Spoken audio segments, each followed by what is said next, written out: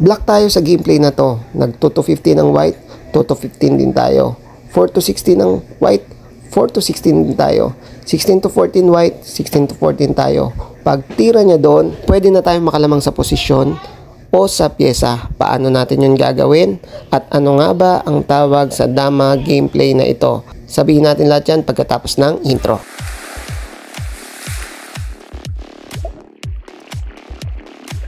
Checkers TV.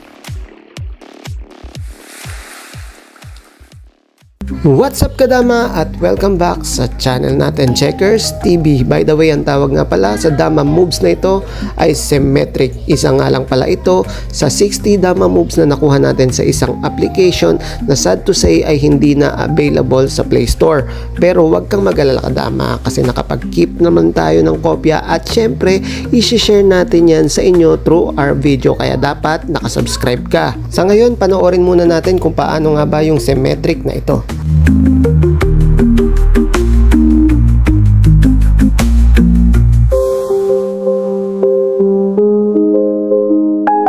So yan kadama, dyan tumira yung puti. Ngayon, pwede nang makalamang yung itim dahil sa pag-move niya dyan. Konting quiz lang tayo. Paano yun gagawin? Ano ang dapat i-move ng black? A, 3 to 13. B, 14 to 2. C, 1 to 16. Ano sa palagay nyo? I-comment nyo lang sa baba. Walang dayaan. Tignan natin kung tama ka. Okay?